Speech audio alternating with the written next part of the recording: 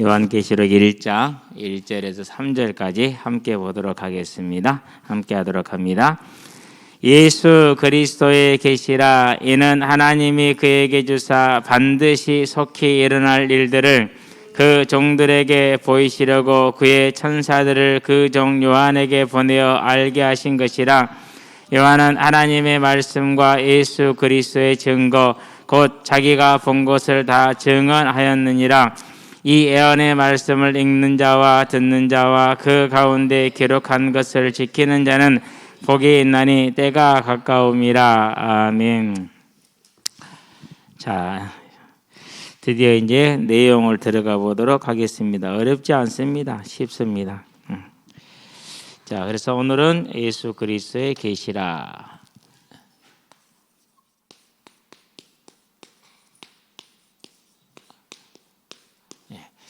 예수 그리스도의 계시를 이렇게 이제 해석을 하는 데 있어서 저와 여러분들이 이제 하나씩 보게 될 건데요. 항상 우리가 성경에 제목이 붙는 것은 첫 마디, 첫 소절의 첫 마디가 주로 제목이 많이 되죠. 그러면은 이것은 이제 누구 계시가 돼야 돼요? 요한 계시록이 아니라 예수 계시록 이렇게 되는 게 맞겠죠? 그런데 이제 전달자인 요한을 이렇게 이제 그래서 요한계시록이다 이렇게 지금 부르고 있는 것이죠. 자, 계시라는 건 뭘 말하는 것입니까? 감추어져 있던 것을 드러내는 것입니다. 그래서 열 개자에다가 보일 시자인데 열어서 보이다 그런 뜻이죠. 열어서 보이다 그런 뜻입니다. 그래서 이제 하나님께서 가지고 계시는 하나님의 뜻을 저와 여러분들에게 보여주는 것이죠. 그래서 이제 여기서 예수 그리스도의 이것을 이제 목적격 소유격이냐 아니면 주격 소유격이냐 뭐 별로 알 건 없습니다만 그냥 예수 그리스도의 것이다 계시다 이렇게만 그냥 이해를 하면 됩니다. 그건 학자들이 알아서 하라고 그러고요. 자, 하나님이 그에게 주었다. 중요한 부분이죠.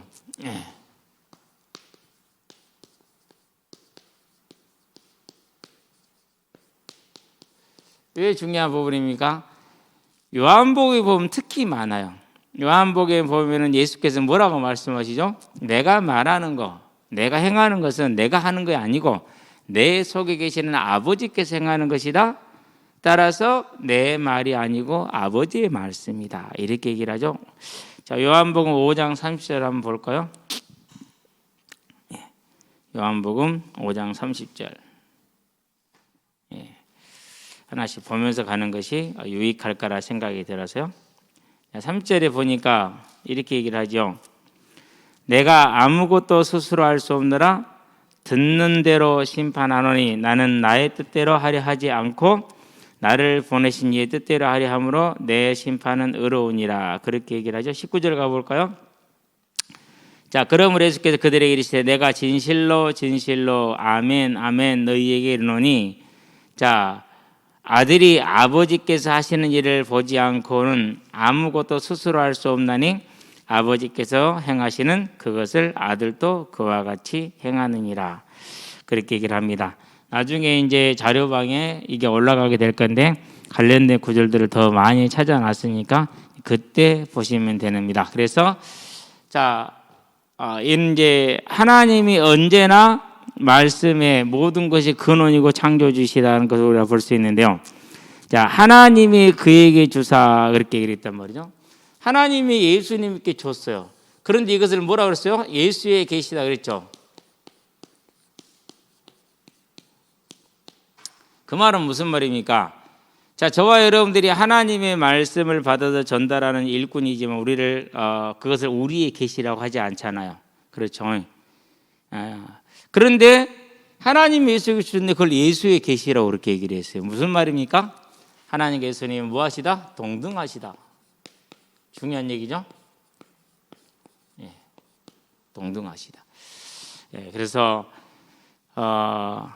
하는 역할이 다르지 그 신격은 동등하다. 삼위일체. 이래서 우리 이렇게 이 얘기를 하죠.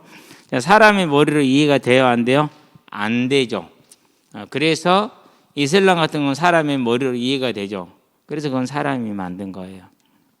저와 여러분들은요. 자, 예수 그리스도에 계시다. 하나님 예수님을 동등하게 보고 있구나라는 것을 기억하시고요. 하나님이 누구에게 주사? 예수에게 주사 반드시 속히 일어날 일들 그랬어요.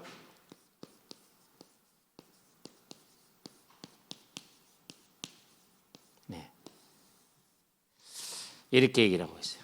자, 여기에서 이제 속히라는 단어를 우리가 여러 번 설명을 해왔었죠, 지금까지. 다니엘서 2장 28절이죠. 한번 볼까요, 우리? 다니엘서 2장 28절. 거기서는 후일이라고 말하고 있어요. 다니엘서에서는. 자, 다니엘이니까 여기로 가야겠네요. 자,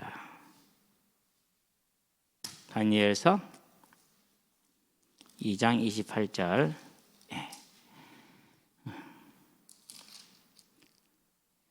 자, 오직 은밀한 것을 나타내실 이는 하늘에 계신 하나님이시라. 은밀한 것을 나타내시는 하나님입니다. 하나님 누구에게 주셔서 예수 그리스도 나타냈다라는 것.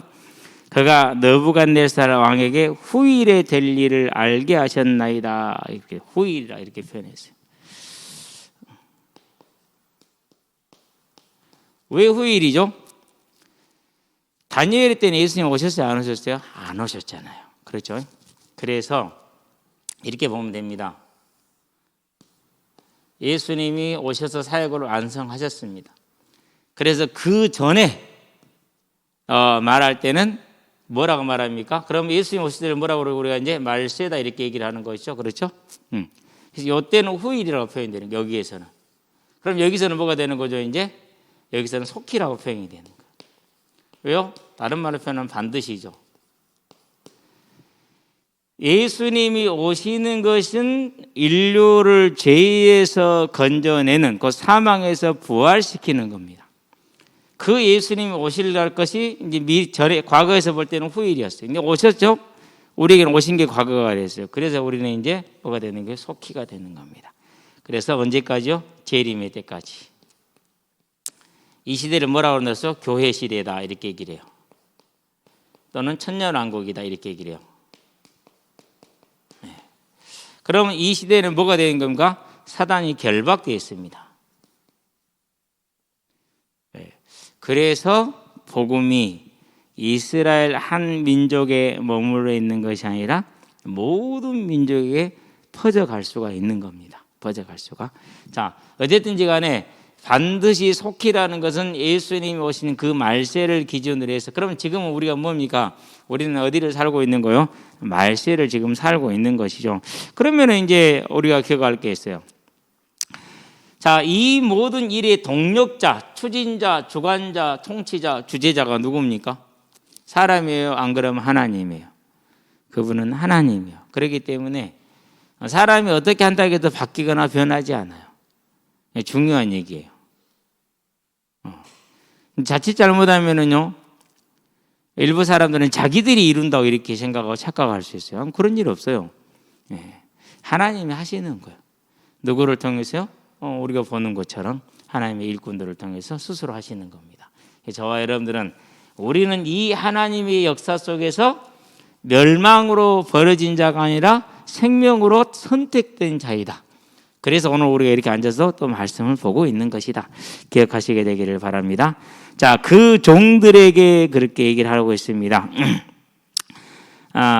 참, 한 가지에 빠졌네, 이제. 자, 하나님이 그에게 주셔서, 예수 그리스도, 이는 하나님이 그에게 주사 반드시 속히 일어날 일들을, 그러니까 여기서 일어날 일들이 뭡니까, 이제?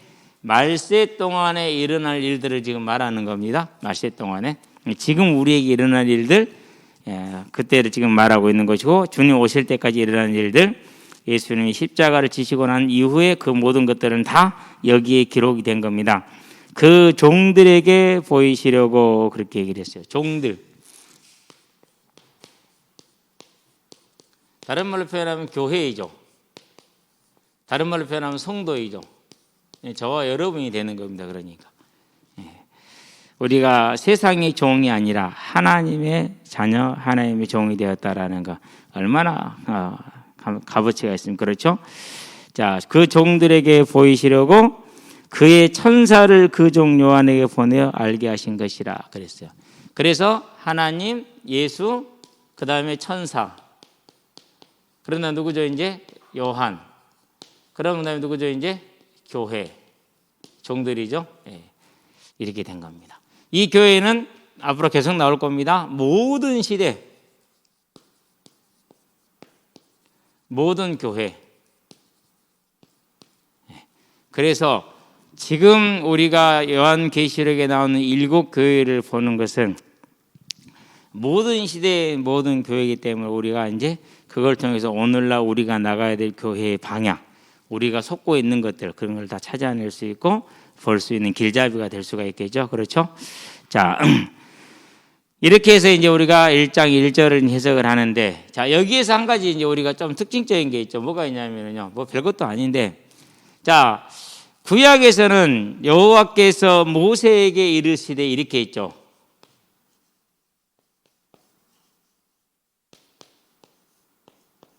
항상 이렇게 나왔어요. 그래서 누구의 말씀이요? 여호와 하나님의 말씀이죠. 자, 그런데 신약에서는 어떻게 왔어요? 예수님이 오셨기 때문에 여호와께서 누구를 통해서 하십니까? 예수를 통해서 하시죠. 그래서 예수께서 뭐 하시되? 이르시되. 그런데 이 이르시는 것들이 전부 다 누구 걸 받아서 한다고 그랬어요?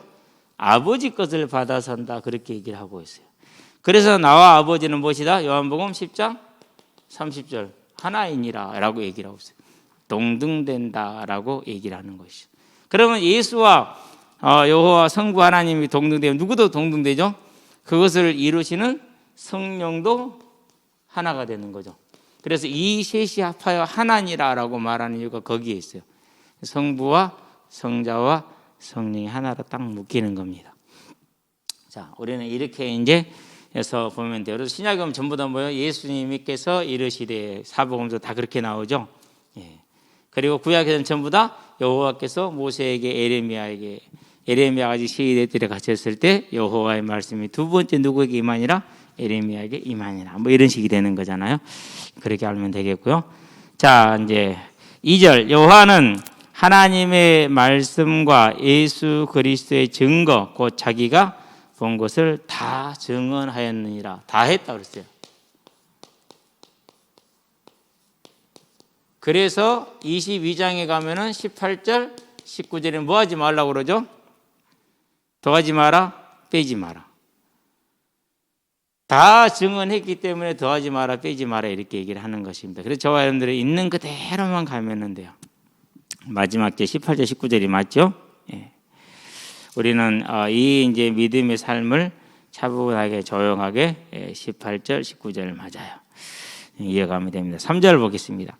이 예언의 말씀을 읽는 자, 듣는 자 그 가운데 기록한 것을 지키는 자는 복이 있도다. 그렇게 얘기를 했어요. 자, 성전 그리고 이후에 회당 그래서 일반적인 관습이 있어요. 관습이. 자, 예배 드리러 왔어요. 그러면 오늘날처럼 저 같은 사람이 설교를 물론 해요. 그런데 특정되지는 않았어요. 제사장들이 설교를 맨날 하는 게 아니에요. 거기에 모인 사람들 중에서 감동받은 자가 하는 거예요. 그런데 뭐가 특징이냐? 봉독이 특징이에요. 봉독. 그래서 오늘날 우리가 뭐 하죠? 봉독해 올린다고 그렇게 얘기를 하죠. 올려주는 거예요. 읽는 거죠 이제. 그러고 형제들아 이 말씀에 관하여 받은 게 있으면 말하라. 이렇게 얘기를 하는 겁니다. 그냥 아무나 일어나서 말하면 돼요, 안 돼요? 안 되죠. 그래서 고린도 교회 보면은 예언을 하되 뭐 하라? 순차적으로 하라. 그렇게 얘기를 한 이유가 거기에 있어요. 이 습관이 반영이 된 거예요, 이제. 봉독을 해주면은 그 말씀을 뭐 해석을 하는 거죠. 그래서 누가복음에 보면은 예수님께서 14장 누가복음 4장인가? 4장 16절에 20절에 펴보기 바랍니다.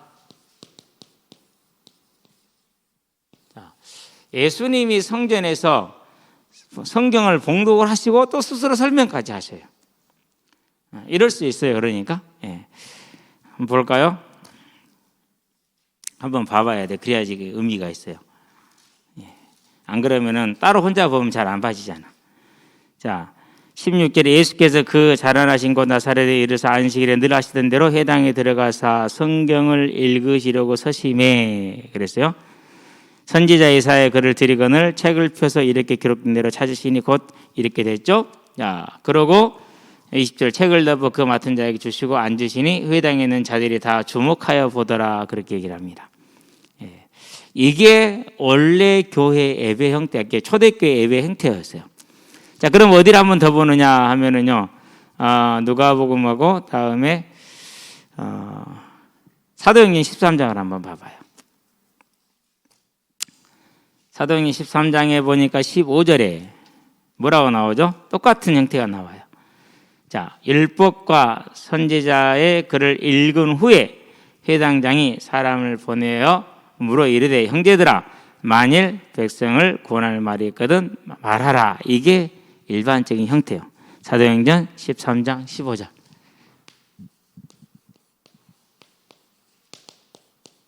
자, 바울이 편지를 보냅니다. 그러고 나서 골로새서 4장 16절 너희들이 다 읽고 다른 곳에서 온 편지도 너희들이 또 읽어라 이렇게 얘기를 합니다. 데살로니가 전서도 마찬가지입니다. 5장 27절인가요? 27절 읽으라 이렇게 얘기를 합니다. 그래서 초대교회 성전이나 회당에서 일반적인 예배 형태는 봉도 그리고 그 봉도한 것을 뭐 하는 겁니까? 이제 설명을 하는 것. 그런 형태였다라는 거죠. 그래서 뭐라고 그럽니까? 읽는 자라고 말하는 거예요. 그러면 계시록은 어떤 책으로 쓰여졌다라는 것이죠? 교회에서 봉독해서 읽게 하는 책으로 쓰여진 거예요. 물론 모든 서신은 마찬가지일 수 있어요. 그런데 다른 서신서들은 나중에 검증을 거쳐서 이제 정경으로 채택이 되잖아요. 그런데 계시록 쓸 때부터 뭐 한 거예요? 이건 정경이다 이렇게 쓴 거예요. 지금 하나님께서 이건 정경이야. 너희들이 읽어 이렇게. 그래서 읽는 자라는 단어가 나오는 겁니다. 자, 그러면 듣는 자 나오겠죠. 이제 읽었으니까 듣겠죠. 그것을 지켜 행하는 자 그랬죠.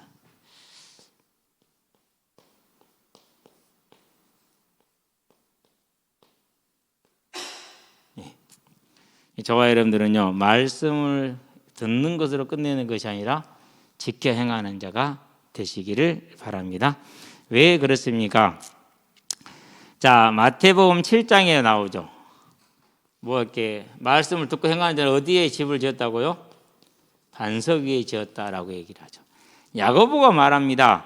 야고보 2장 14절 26절에 자, 행하면 믿음은 무슨 믿음이라고요? 죽은 믿음이다라고 말합니다. 지켜 행하는 자가 뭐가 있다? 복이 있다. 자, 우리는 뭐 성공한 걸 복이라고 그렇게 얘기를 하잖아요. 근데 하나님은 뭐라고 그랬어요? 말씀을 지켜 행하는 게 복이라고 그랬어요. 그래서 저와 여러분들은 그럼 이 말이 성립되려면 뭘 바라보라는 겁니까? 잠깐 있다 살아 없어질 이 세상의 소망을 두지 말고 영원한 천국의 소망을 둘 때만 이게 복이 되겠죠. 그렇죠? 저와 여러분들은 영원한 천국의 소망을 둔 자의 삶을 살게 되길 바랍니다. 자, 4절을 그러면서 복이 있다니 왜 복이 있다? 때가 가까웠다라고 얘기를 했어요. 그러고 벌써 2000년이 지났네. 그렇죠? 그런데 저와 여러분 때는 언제나 가까워요. 우리 개인의 때가. 그렇죠? 그래서 항상 저와 여러분의 삶을 특별히 여러분 청년의 때, 학생의 때 더욱더 이 사실을 마음에 담은 자의 삶을 살기 바랍니다. 그래서 저와 여러분들의 결론이 뭡니까? 이제 성경을 뭐 하는 거요? 읽는 것이 뭐 하라는 거죠? 복 있는 겁니다. 많이 읽으시게 되길 바랍니다. 특별히 젊었을 때 읽으세요. 더 많이 읽으세요.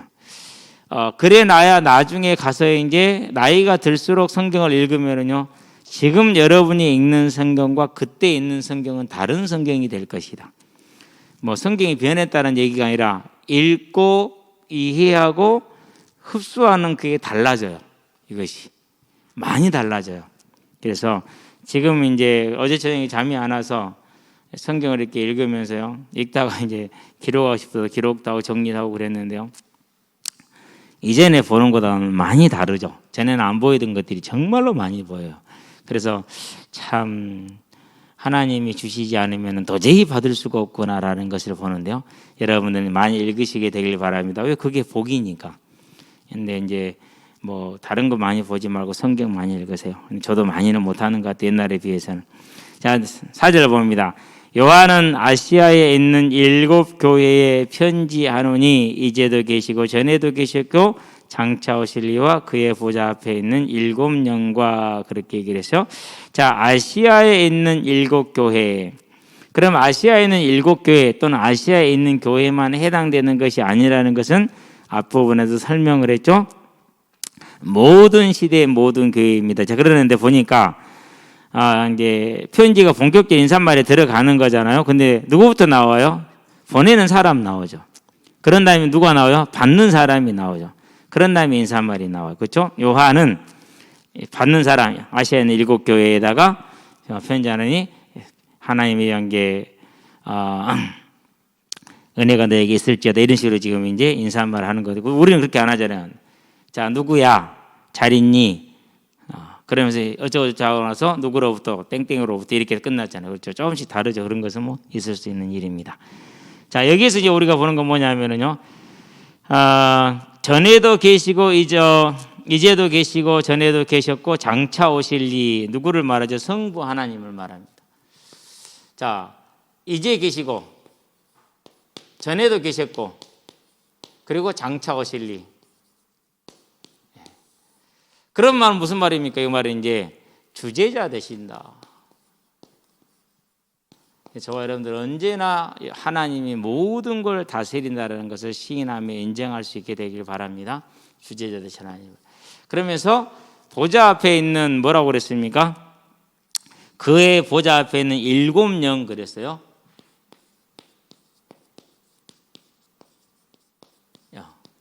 자, 이것을 이해하려면 스가랴 4장으로 가야 돼요.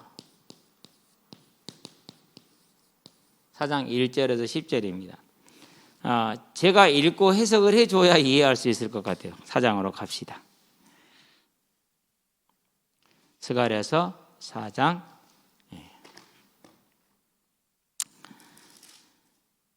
내가 내게 말하던 천사가 다시 와서 나를 깨우니 마치 자는 사람이 잠에서 깨어난 것 같더라. 사람이요, 이 천사를 만나게 되니까 이렇게 막 혼미해집니다. 제정신이 아닌 거죠. 그가 내게 묻되 네가 무엇을 보느냐? 내가 대답하되 내가 보니 순금 등잔대가 있는데 그 위에는 기름 그릇이 있고 또 그 기름 그릇 위에는 7 등잔이 있으며 그렇게 그랬어요. 그 기름 그릇 위에 있는 등잔을 위에서 7 관이 있고 이렇게 얘기를 하죠. 이렇게 생각하면 돼요. 그냥 구약에서 우리가 보았던 등잔대 7 등잔대 갈수록 적어지네. 하나, 둘, 셋, 넷, 다섯, 2개로 그래. 6, 하나, 둘, 셋, 넷, 다섯에서 7개. 그러면은 이제 가운데 있는 것들도 이제 이게 중심이 되겠죠.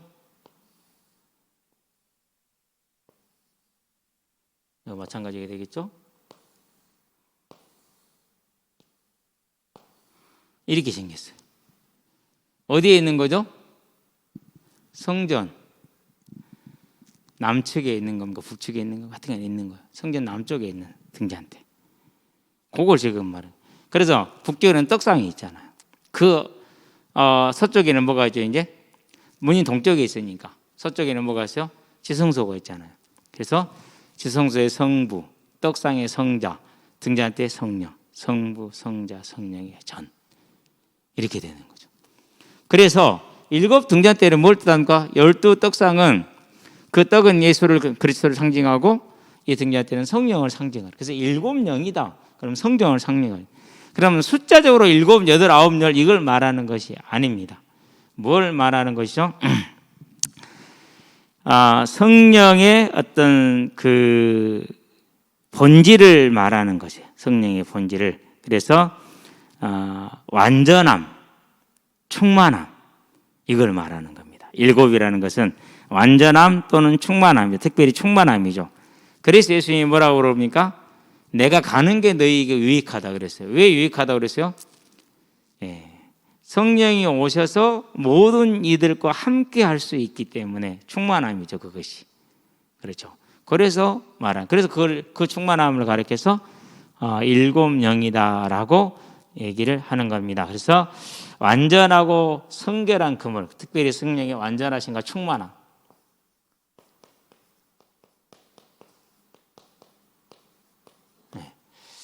이걸 지금 표현해 주는 겁니다. 그래서 저와 여러분들이요, 앞으로 나오는 7영 또는 7뿔 이렇게 나옵니다. 또는 7눈 이렇게 나옵니다. 뿔은 뭘 선능하죠? 권능을 상징하죠. 그렇죠? 예, 뿔은 권능이에요. 그러니까. 그래서 오직 성령이 너에게 임하시면 뭘 받는다고요? 뿔을 받는다. 권능. 예. 다음에 여호와의 7눈이라고 그랬어요. 7눈을 뭘 말하는 겁니까? 저와 여러분의 모든 걸 알고 세상의 모든 걸 아는 거죠. 그래서 7눈, 7뿔, 7영 이런 식으로 표현이 된다라는 거. 예, 그렇게 저와 여러분들이 이해하시고 할 때 항상 요한계시록을 읽거나 모든 성경을 읽을 때 특별히 요한계시록에는 뭐가 있습니까? 숫자나 어떤 형상으로 상징화된 뭐가 있어요? 묘사가 있어요. 그걸 묘사하기 위해서, 자, 코끼리 다리는 기둥 같아.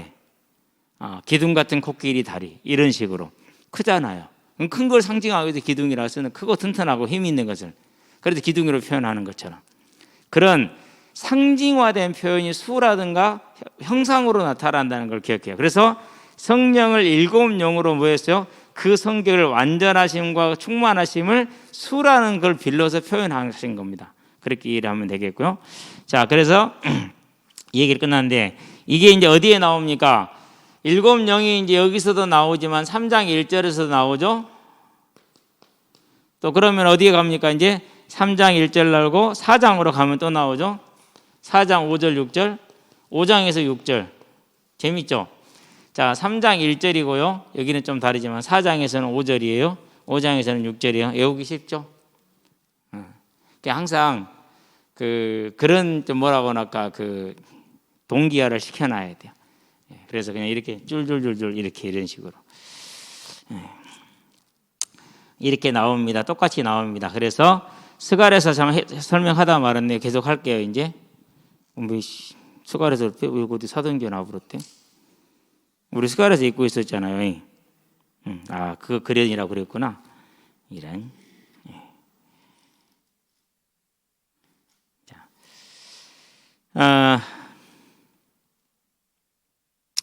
그 기름이 있더라. 저걸 말하는데 그 등잔대에 두 감람나무가 있는데 하나는 그 기름 그릇 오른쪽에 있고 하나는 그 왼쪽에 있나이다. 이렇게 얘기를 했죠. 내게 말하는 천사가 내게 물어 이르되 내게 말하는 천사에게 물어 이르되 내 주여 이것들이 무엇이니까 하고 물었어요. 저와 여러분들도요 잘 이해 안 되면 물어야 돼요. 사람에게도 묻고 또는 하나님께도 묻고 그렇죠? 저도 많이 물어요. 그러고 또 주석도 많이 참석해요. 내게 말하는 천사가 대답하여 이르되 네가 이것들이 무엇인지 알지 못하느냐 하므로 내가 대답하되 내 주여 내가 알지 못하나이다. 모르는 거 뻔히 알면서도 왜 그러실까? 그죠?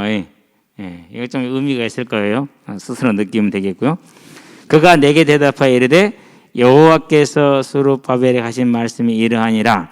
만군의 여호와께서 말씀하시되 이는 힘으로 되지 아니하며 능력으로 되지 아니하고 오직 나의 영으로 되느니라. 자, 그래서 7 등잔이 중심에 있고 두 감람나무 일꾼들이에요.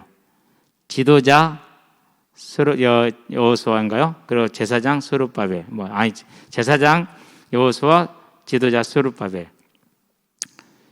그 두 사람이 하기는 하는데 그들이 하는 게 아니라 그 중앙에 있는 누가 한다고? 그들과 함께 있는 누가 한다고요? 7영 대신 성령이 하신다라는 말이죠. 그래서 스가랴서 4장 6절 우리는 힘으로도 되지 않고 능으로도 되지 않고 잘 하잖아요. 그렇죠? 그런데 이 뭘 알지 못하고 있어요? 이런 배경은 잘 신경도 안 쓰죠. 괜찮아요. 믿으면 되는 거니까. 그러는데 이제 전체를 어떻게 됐다라는 것을 알고 믿는 것하고 그렇지 않고 덮어놓고 믿는 것은 다릅니다. 덮어놓고 믿는 것은 잘못된 대로 가도 따라갑니다. 알고 믿는 건 잘못된 대로 가면 안 따라갑니다. 그 차이가 있습니다. 그래서 쭉 읽어보면 그 얘기가 나오는 겁니다. 그럼 이 얘기는 어디서부터 시작됩니까? 앞에서부터 시작이 돼요. 3장부터 시작을 해요. 하여튼 여기까지 하고요. 자, 4절을 가도록 합니다. 요한은 이걸 봤구나. 5절 갈게요. 이제 또 충성된 증인으로 이렇게 성부가 소개가 나왔죠. 4절에서 그리고 성령이 소개가 나왔죠. 그렇죠. 4절에서 그러니까 누가 남았죠? 성자가 남은 거죠. 성자 소개를 하는 거예요. 그럼 왜 성자를 뒤로 밀었느냐? 양이 많잖아요. 그래서 뒤로 밀어놓은 거예요.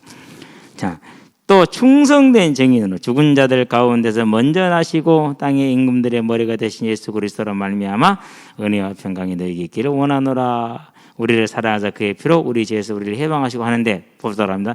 충성된 증인이다. 예수님이 충성된 거 맞죠? 마태복음입니까? 예수님이 겟세마네 동산에서 감람산인가요? 기도하시면서 내 원대로 마옵시고 누구 원대로 되시옵소서 기도하죠? 예, 아버지 원대로 되시옵소서라고 기도하잖아요. 그렇죠? 자, 그게 마태복음 몇 장이죠? 26장 39절. 내 원이 아니라 아버지의 뜻대로. 자, 이게 지금 뭐하러 가는 겁니까? 지금 죽으러 가는 겁니다.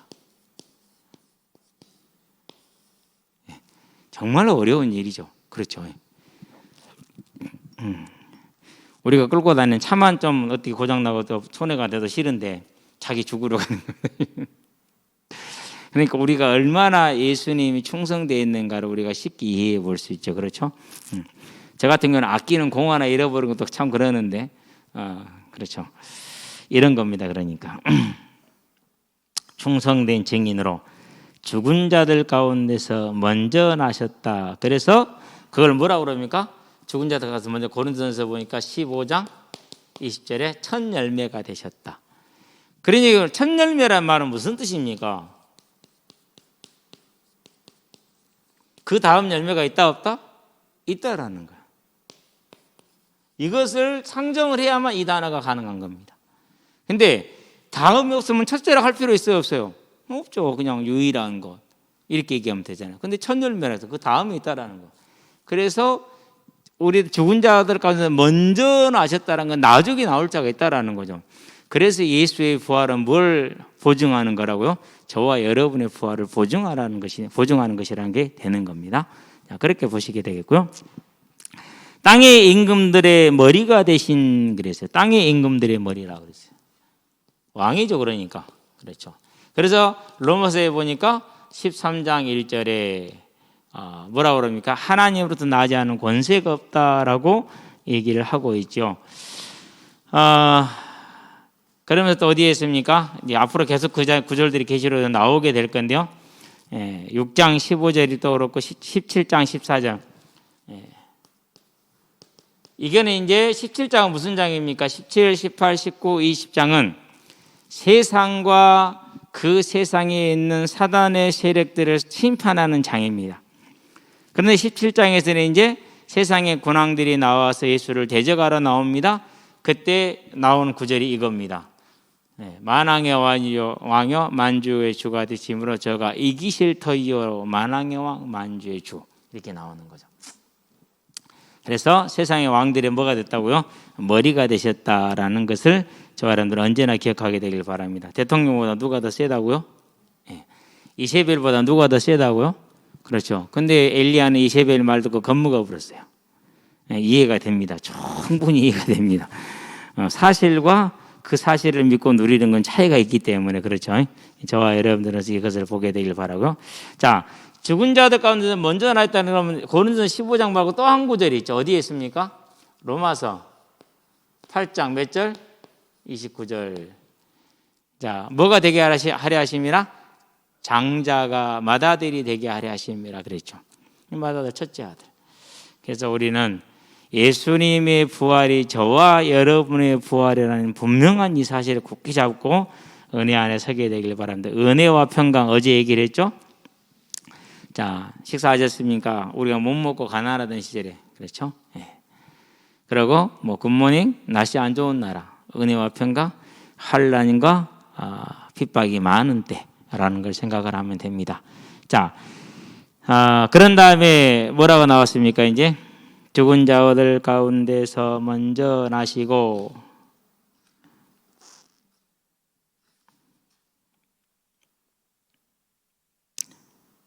자, 우리를 사랑하사 그의 피로 우리 죄에서 우리를 해방하시고 여기서 우리를 사랑하사 그랬잖아요.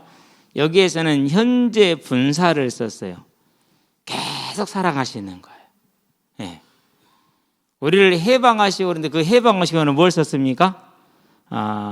해방하시고는 이제 다른 뜻은 또 부정과거 분사형이에요. 과거에 끝나버린 그러니까. 우리로 영어로 말하면은 과거 완료예요. 과거 완료 끝나버렸어. 그래서 우리를 죄에서 속량하신 것은 단회적인 사건이에요. 그렇죠. 근데 그분의 사랑은 지속이 되고 있어요. 이게 중요한 부분이에요. 자, 분명히 엘리야가 하나님의 일꾼으로 선택받은 것은 과거적인 사건으로 끝났죠. 그렇죠. 그런데 그가 사역을 감당하는 데는 뭐가 필요해요? 지속적인 하나님의 뭐가 필요하죠? 은혜가 필요하죠. 그렇게 하나님의 능력을 보고 충만했던 그가 하나님을 바라보지 못하는 순간 어떻게 됐어요? 완전히 낙심하고 낭망했죠. 그리고 뭐라고 그러니까 믿는 사람이 나밖에 없다라고. 이 말은 무슨 말이죠? 나는 열심히 유별하다고 그랬어요. 믿는 사람이 나밖에 없다라고 얘기를 했어요. 그 말은 무슨 말이에요? 자기가 열심히 하나님을 붙들고 있다라는 소리예요. 내가 하나님을 붙들고 있다는 거예요. 근데 맞아요? 틀려요? 우리가 하나님을 붙든 거 하나님 우리를 붙드시는 거예요. 근데 엘리야도 그렇게 착각을 해. 그럼 사람은 하겠어요? 안 하겠어요? 사람 우리도 그렇게 하지 안 하겠냐고요. 똑같은 성경의 사람인데. 엘리야가 낙심된 데는 그 배경에 뭐가 있어요? 자기가 하나님을 섬기고 있다라는 착각 속에 있는 거예요. 왜 그런 착각에 빠져 들어갔을까? 라고 제가 질문을 하면은 누구를 보라고요? 창밖을 보지 말고 너 자신을 봐라. 그거를 보면 돼요. 그럼 우리를 보면 아니니까. 항상 그러잖아 우리는. 그렇죠? 그래서 이 일과 어려움이 올 때마다 볼 것은 뭡니까? 창밖이 아니라 하나님이 나를 붙드셨다라는 거죠. 우리를 사랑하신다. 사랑하고 계시죠. 그래서 엘리야가 뭡니까? 낙심하고 포기했을 때 어루만지시죠. 사랑하시니까. 그렇죠? 그러고 물었습니다. 너 왜 여기 있냐? 몰라서 물을까요? 알고 물으셔요. 두 번을 묻습니다. 그러나 엘리야가 변화가 있어요? 없어요? 없어요. 그런데 하나님은 포기해요? 안 해요? 안 해요. 왜요? 그 사랑은 한이었고 계속되기 때문에. 그래서 또 사랑하셔서 뭐하죠? 이제 새 힘을 더하여 주셔서 일할 수 있게 해주시죠. 그러면 저와 여러분에게 진짜 항상 우리가 필요한 건 뭐죠? 은혜 아니면은 뭐 할 수 없어요? 살 수가 없는 거죠. 그게 그래서 사랑하사라는 것은 그 은혜가 계속 되고 있다라는 거예요. 얼마나 우리가 복받은 사람들이고 참 은혜가 있는 사람들입니까? 감사하죠. 해방하셨다, 부정과거를 끝내버렸다라는 것을 말하는 것입니다. 저와 여러분들이 알고 있죠? 하나만 볼까요? 히브리서 9장 12절. 잘 알고 있죠? 단번에 영원이라고 썼죠. 그렇죠? 단번에 영원히 끝냈다고 그렇게 얘기를 했어요. 6절 갈게요. 그의 아버지 하나님을 위하여 우리를 나라와 제사장으로 삼으신 그에게 그렇게 얘기를 했어요. 그의 아버지 하나님을 위하여. 자, 로마서 1장에서 우리가 뭐라고 했죠? 로마서 1장 하나니까 어제 봤죠? 비슷한 게 있어요. 로마서 1장. 한번 찾아봐요. 뭐가 비슷한 거 있는지. 그의 아버지 하나님을 위하여라고 얘기를 했어요. 예.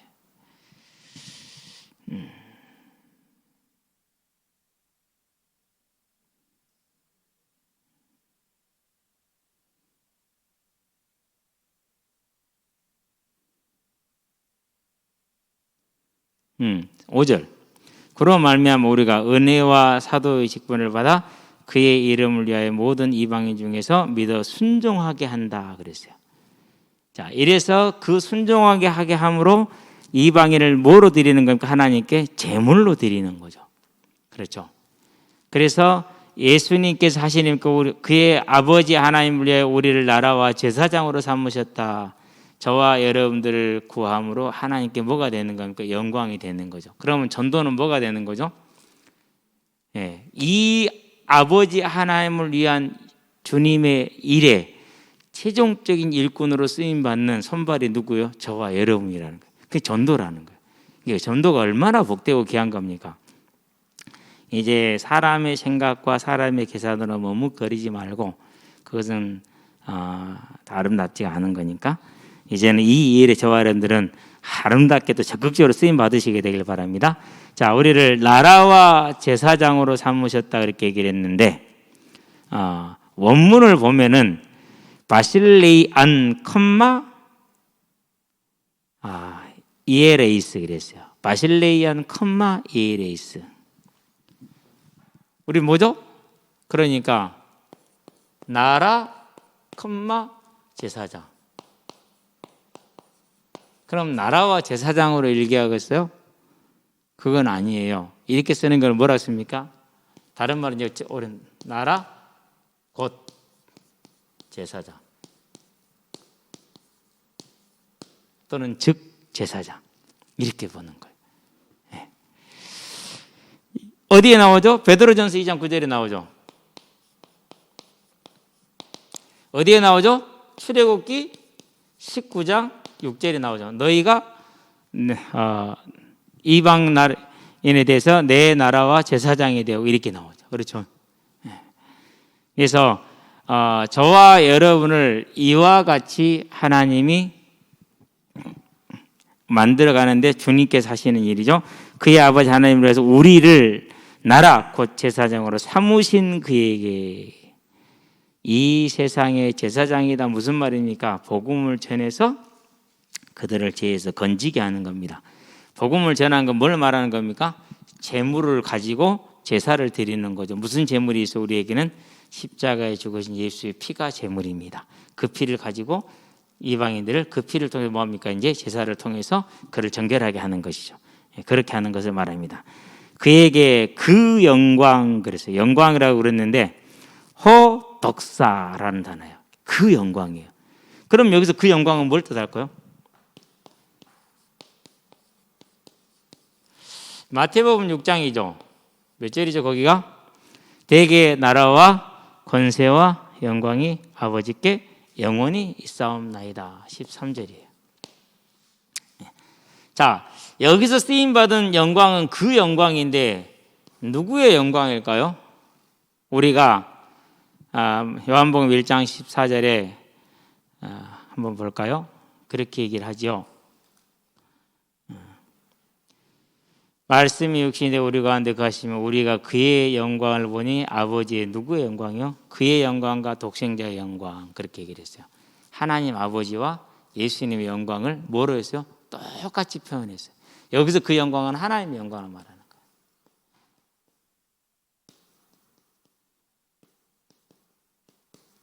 그거 이거예요. 그러니까 예수에게 나타난 영광, 하나님의 영광이 같다라는 거예요. 또 동등됨을 표현하고 있죠. 그렇죠. 참 놀랍습니다. 성경은 절대 사람이 쓸 수가 없습니다. 이렇게 하나하나 찾아가 보면은요, 이것은 완전한 하나님의 역사의 능력이 되는 것입니다. 그에게 영광과 능력이 그렇게 얘기를 했어요.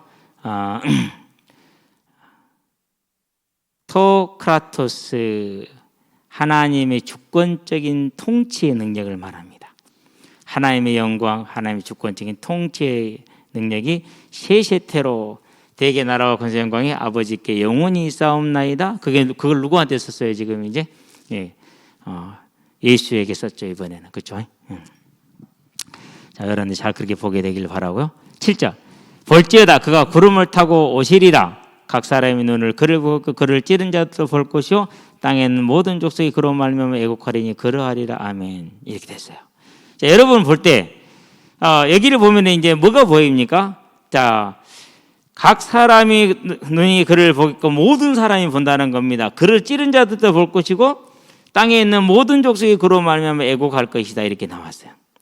여기가 상당히 좀 넓게 해석에서 약간의 이견들이 많은 구절 중에 하나예요. 자, 구름을 타고 온다. 구름을 진짜 타고 옵니까? 홍길동입니까? 네. 구름은 뭘 뜻한다고 그랬어요? 구름, 큰 음성, 내성, 번개, 지진, 나팔 소리 다 뭐죠? 그래서 엘리야에게 보여줬던 바람, 지진, 그 불 이런 건 전부 다 뭘 뜻한다고? 출애굽기 19장에 보니까 하나님이 임재할 때 임했던 것들이죠. 그렇죠? 하나님의 임재를 뜻합니다. 자, 구름을 타고 오시리라 재림때를 말하는 겁니다. 예. 그럼 이제 이건 분명하게 된 겁니다. 이제 재림 오시리라는 것은 각 사람이 모든 사람을 뜻해요. 그를 찌른 자들 볼 거라고 그랬어요. 그러니까 핍박한 모든 사람들이 다 보게 될 거를 말합니다. 그러면 뭐 예수를 지상에 십자가에 놓고 찌른 자만 말합니까? 아니죠. 자, 예수님이 사도 바울을 부를 때 뭐라고 그랬어요? 어찌해 네가 나를 뭐하느냐? 박해하느냐? 그렇게 얘기를 했어요. 그러니까 그를 찌른 자들이란 건 예수를 대적하는 모든 불신자를 뜻해요. 자, 전체 사람을 각 사람으로 표현해서 그런 다음에 찌른 자 모든 불신자 표현했어요. 그러면 그 다음에 누가 남았어요? 모든 족속이 그를 보고 애통하리라 믿는 자가 남은 거예요. 그렇게 본다면 여기서 모든 족속이 애통하리라, 저는 처음에 이걸 읽을 때 불신자로 봤어요. 불신자로. 불신자로 보았는데 이렇게 구절을 놓고 딱 따져보니까 뭐가 남았어요? 이제 믿는 자가 남은 것이죠. 자, 그래서 이것을 알려면 또 어디로 가야 되느냐? 스가랴서 12장으로 가야 돼요. 스가랴서를 보도록 합니다. 12장. 스가랴서 12장 10절. 내가 다윗의 집과 예루살렘 주민에게 은총과 강구하는 심령을 부어주리니 그들이 그 찌른 바 그를 바라보고 그를 위하여 애통하기를 독자를 위하여 애통하는 듯하며, 죽은 독자입니다. 애통하는 듯하며 그를 위하여 통곡하기를 장자를 위하여 통곡하듯 하리로다. 그날에 예루살렘에 큰 애통이 있으리니 무기또 골짜기 하다 들인몬에 있던 애통과 같을 것이라. 온 땅 각 족속이 따로 애통하리니, 온 땅 각 족속이 따로 애통하리니. 다윗의 족속이 따로 하고 뭐 다윗 족속이 있어요, 없어요? 없잖아요, 그렇죠? 근데 그렇게 이제 시적인 표현, 그런 은유적인 표현을 지금 하는 겁니다. 그들의 아내들이 따로 하며 나단의 족속이 따로 하고 그들의 아내들이 따로 하며. 나단은 선지자입니다. 그렇죠? 족속이 아니죠, 그러니까. 레위 족속이 나옵니다. 아내들이 따로 하고. 시므이 뭐 족속이 아니잖아요. 이렇게 나오는 겁니다. 모든 남은 족속도 각기 따로 하고 그들의 아내들이 따로 하리라, 이렇게 얘기를 했어요.